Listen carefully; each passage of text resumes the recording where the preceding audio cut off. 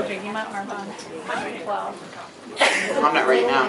Hold on, I've got to get my my bio up. Okay, guys, let's. I'd like to have your attention. I'd like to introduce our next speaker for this evening. Our speaker today has broken through many layers of limitations to create a life she envisioned. She started her journey to identify and fix what is wrong with her and why she felt like an outsider in her family.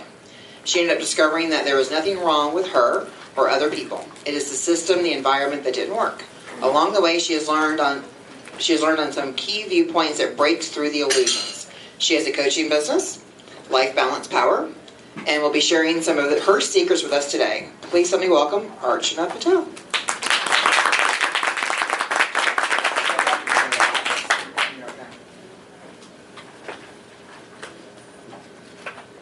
Hi. Hi. Good, I like this interactive thing. I say something, you respond, Simon says. Can you hear me now? Yeah. Okay. I want to really appreciate Fonda for setting the tone and really having such a wonderful presentation and soothing voice. It was really relaxing. I learned a lot. Thank you. So I want to ask you a question. Are you the kind of person that drives the scenic route or the fast route? So do you know? Fast. It depends. It depends. Okay, so if you have somewhere to go, you're driving really fast. Yeah. So I say the scenic route is the one where if you're going from the northern part of California down to the southern part, you're by the ocean, you're driving along, you're enjoying the ocean on the other side. You don't have a thing to worry about, and you're enjoying and watching all the flowers, the birds, the seas, everything. And then if you're like me, I'm the destination gal. I wait exactly I give it exactly the amount of time it's going to get there, and then I'm zooming on the expressway trying to get to my destination. So with that in mind, an airplane, when it takes off from Atlanta going to Hawaii, do you know how many times, what percentage it is off track? Probably 90. 97% of the time. Wow. 90% of the time. And sure enough, it makes it on time, doesn't it? How many times is it ever late? It's very minimal. So if a plane can make the destination from Atlanta to Hawaii, where it's off 97% of the time, I think we've got a lot of give here, right? But the pilot's job is to bring it back on course. So imagine if the pilot was emotional about it, and he said, I'm tired of bringing this thing back. It's just a pain in it's just really bothering me. I don't want to keep bringing this back. I'm tired of it. And he decides not to bring it back on course. What happens? In the middle of nowhere. He's not getting anywhere, right? That's what we do with our goals. We decide we're going to go from here to there by this time, and sure enough, we find all these waves along the way, and we get tired of it. We get emotional about it. We take it personally, and we give up. And then we think, well, it's not meant for us. It might be the kids. It might be something got distracted. How many people start the exercise goal or the weight loss goal every January? Come on, right? Why? Why do we do that to ourselves?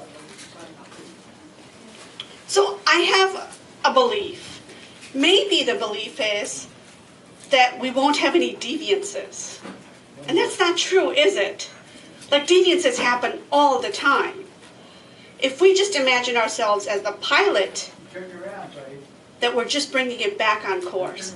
So you ate the cupcake, enjoy it, get back on course tomorrow, right? There's no point in depriving yourself of it. Your heart, mind, everything is in it, and then trying to push it out of your body and system. And then once you eat it, then there's the guilt, right? We followed up with the guilt. So here, I'm a business coach, and you're wondering, why is she talking about weight loss or exercise? Here's the thing. Manifesting something that you want to achieve, it doesn't matter whether you're working in business whether it's a personal issue, whether it's about weight loss or health. The methodology is the same. You're always the pilot. You're always the pilot bringing it back on course.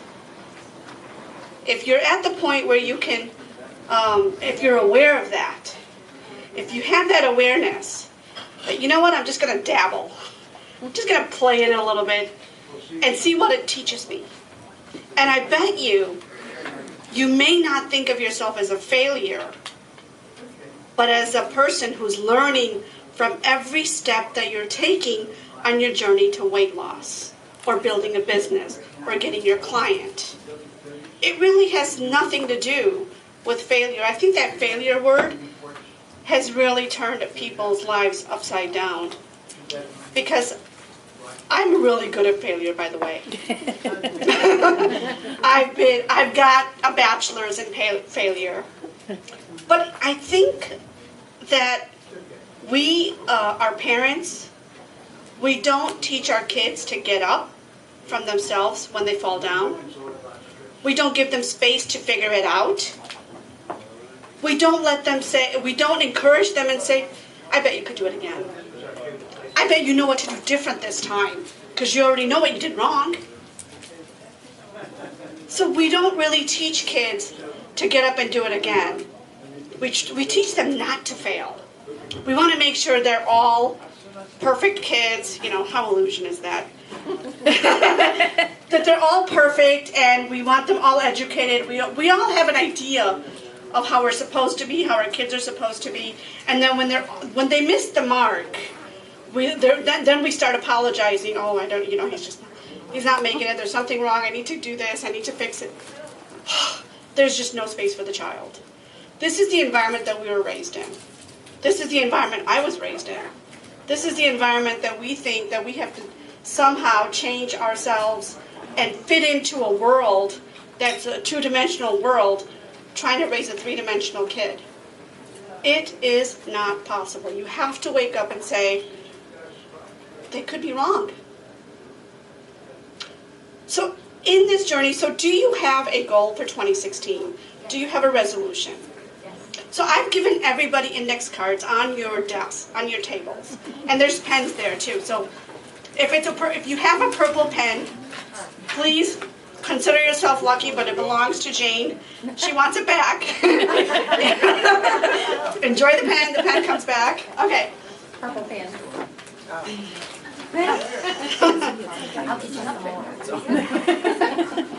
So instead of managing your time on your journey to achieving your goals, forget time, forget people, forget everything. I want you to focus on your energy. And I want you to be able to divide your index card into like this, where it's 8 squares. Okay? And you can do it just, whether you could draw lines or not, it's up to you. But there are 4 different areas that I want you to focus on. And so put your goal in your mind. What is the goal? So on one side, write your goal down. What's the goal that you want to work on? So getting more clients could be one. Eating better, relaxing, meditating. It could be anything.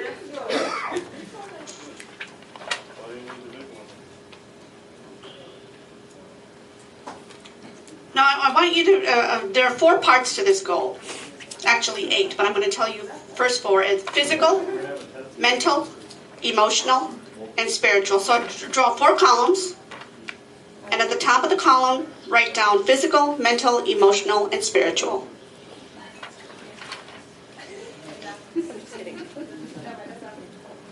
Now, if you've got the 4 columns, I want you to divide the columns in half, draw a line straight across, midway.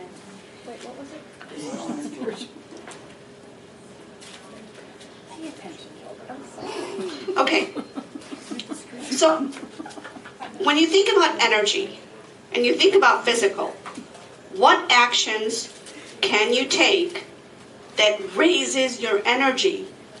What physical action can you take that raises your energy? Anyone? Exercise? Exercise. Good. You can put that down. Exercise is good. Where am I putting it? So it's on top. You can put it, so I have it right here on top I'd like is... to change tables.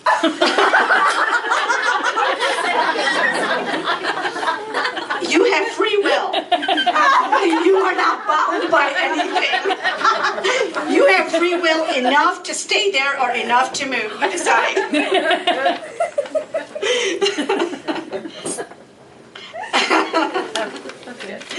Sorry.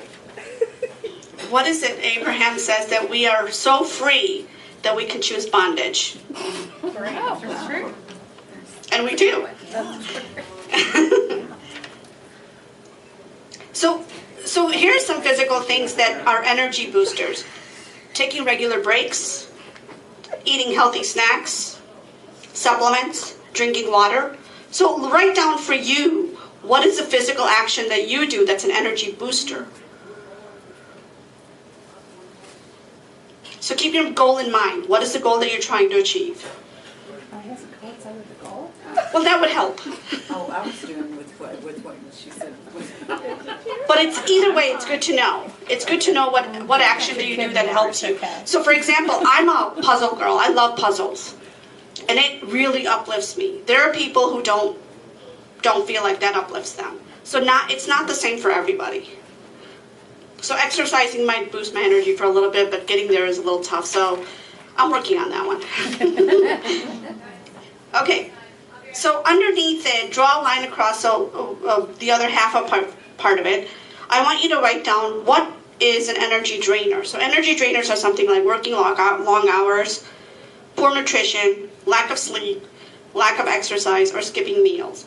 What action do you know that you do that drains your energy? Physical action.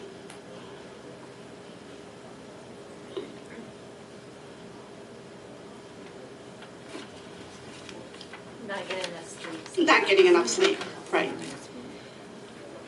Where you're burning the candle at both ends. You get up early for the kids, and then you're staying late to do the work, right? Okay, so now we're in column number 2. We're at the mental part. So what action, these are some mental boosters, energy boosters.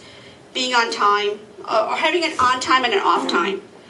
So you can't be on all the time. You have a downtime. So, and you know what your body is like. Do you work better in the morning? Do you work better in the afternoon? What is your on time? Just knowing that. When is your on time? Mornings? My sister used to love to, her and I shared room in college. And it was perfect because I was the morning person. And she was the night person. So it worked out really well. So it's not the same for everybody. So, and then let's go to the energy drainer. What mental activity drains your energy? So here's some examples.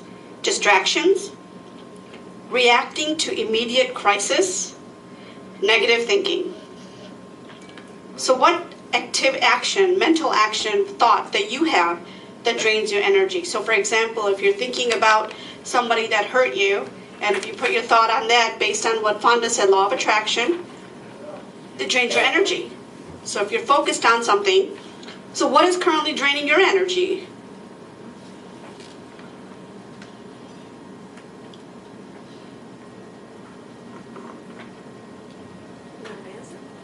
Yeah, write it down.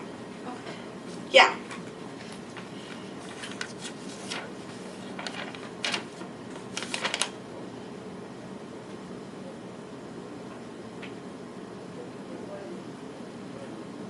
So the third column is emotional. Now for women, this is really a big column, isn't it? I get emotional very often. My kids don't want to see me when I'm emotional, and that's pretty good. I'm okay with that. I like my space when I'm emotional. So what are some things that you can do that are emotional boosters? And I'll give you some examples. Positive emotion, you're feeling good, deep breathing, expressing appreciation. So here's where it is different than time management. When you manage time, time is finite. But this one, expressing appreciation, as soon as you express that appreciation, there's a surge of energy that comes and renews in your space. That's renewable resource. Kindness is a energy booster. Laughing, playing music. And then here's another one, is effective communication. So if you actually handle a communication with somebody in an effective way where it's complete and you know you did the right thing, even if the communication wasn't was a passing a bad message on, or something that wasn't laying somebody off or something like that. But if you do it effectively where you're doing it in a complete, concerned, compassionate way, that effective communication is an energy booster. So what's your energy booster for emotional? What do you like to do?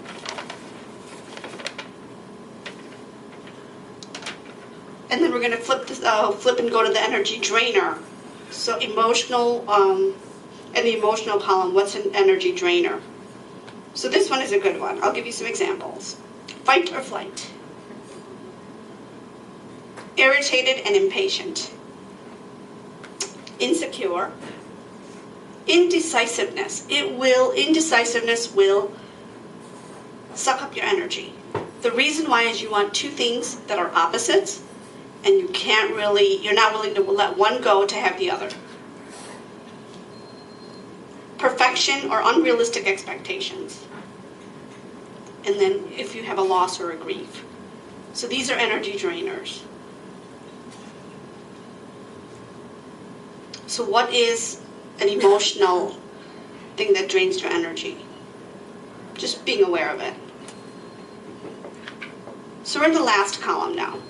Spiritual. So spiritual energy booster, and this is work related, so I've got some work related examples and you can pick your own. The work gives you meaning. Doing what matters to you. And you live your own values.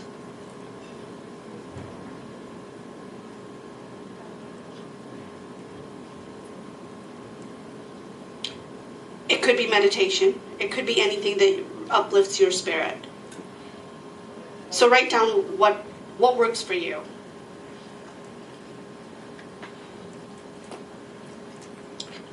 And then the energy drainer and the spiritual. You can tell that's the flip side, right?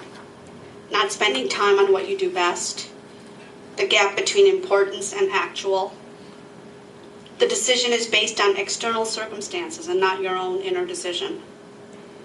And not making a positive difference. So what action are you doing, or emotional, spiritual, that is draining your spiritual energy? Are you in the wrong job? Are you listening to somebody that you shouldn't be listening to? Are you following instead of leading yourself? So these are ways to really help you to identify, which way are you going to help do?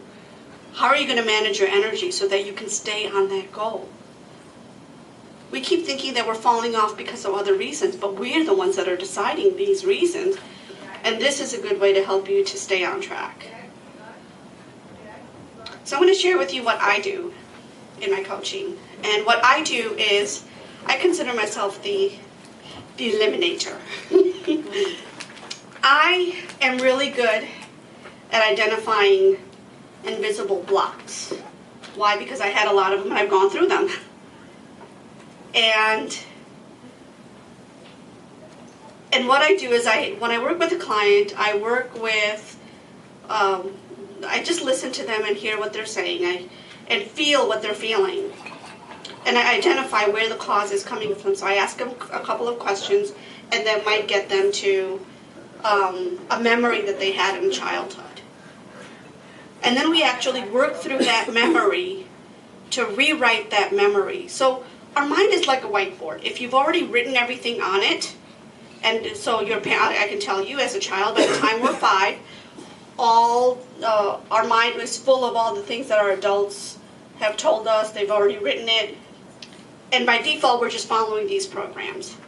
So in order to deliberately go and erase that memory and redesign your life from this point forward, you have to rewrite and create some space.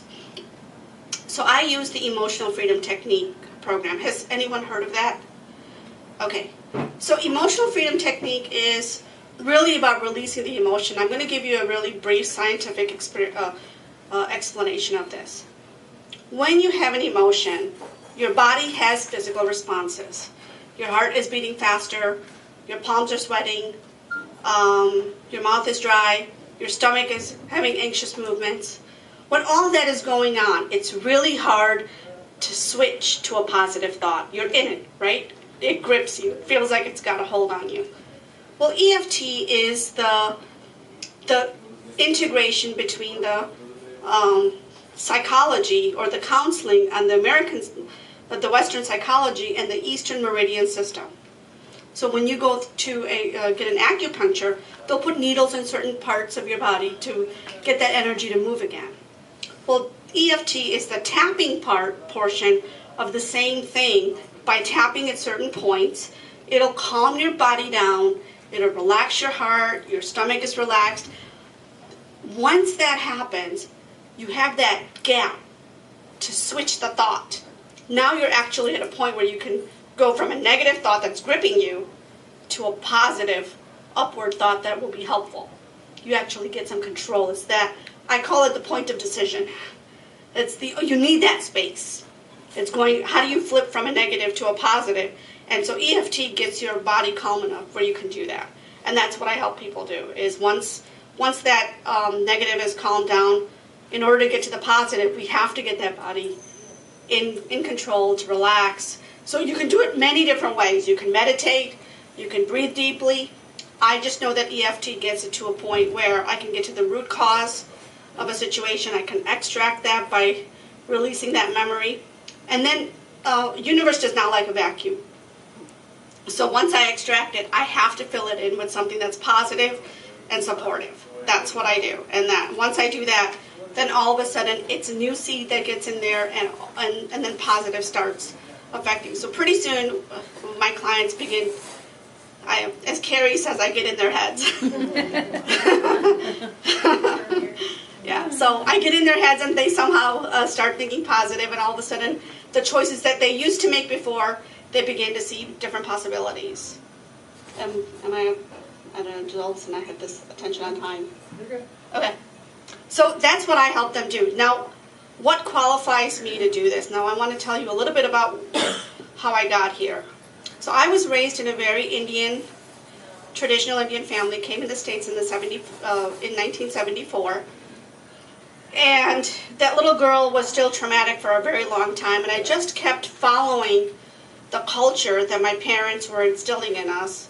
And we, back then, we didn't really integrate within the community. We stayed within our own little pockets of Indian communities because, it's a little scary to go and change a little, get your viewpoints changed, because somebody could really, your kids become something different than you're expecting. So my parents were very traditional, and I followed it. I actually literally followed exactly what my parents raised me as, to the point where I had an arranged marriage, and just kept going and going and going, and I got to a point of no return. That was it. I reached my end, and that was, I think, in 2000. Once I did that, I looked at what the direction was, and I saw that I was not happy, they were not happy. I looked at my parents' side, my husband's side, my aunts and uncles, and everybody was walking a little crooked, but nobody knew that. Because we're a family, we stick together. And if we're walking all lopsided, everybody's walking, nobody was happy. They weren't being themselves, they weren't being true, they were just following some program. And I was done. I couldn't do it anymore. I couldn't lie, I couldn't do it. So I went to a course called the Avatar course, and I will be happy to give you a card about that. The course changed my life. And once I did that, then I started learning on, the secret that I learned was, you've got to move forward. I think people are just halfway in their journey, and sometimes they give up. The hardest time, when they need the most help, they stop. And they feel like this is what life is, and it's not. So if it's like we're going through the tunnel, and you're halfway and you think everything is dark, and you just have to keep moving. So that's my intention and goal as a business coach. And a life coach is to help people pick up and start moving because there's a light at the end of the tunnel. And that's my goal, is to get them to the light. Thank you. Thank you, Archie. That was awesome. Did you mention your special you're doing? Oh, yes. That's right. I love Jane. She reminds me. She gives me a I'm a track. manager. She is. She's really good. So I actually have a sign-up sheet. I am offering a 30-minute free intuitive EFT coaching session. So bring a problem, we'll knock it out. So sign up, and I'm offering it for hopefully next week. So if you can do 30 minutes next week, that would be great. Don't miss out on it. You'll love it. And the idea is I like to drop concrete. That means that if you're carrying something heavy, I don't want you to walk out with it. So challenge me. Thanks. Let's hear it again for Archana and for Fonda both for coming tonight.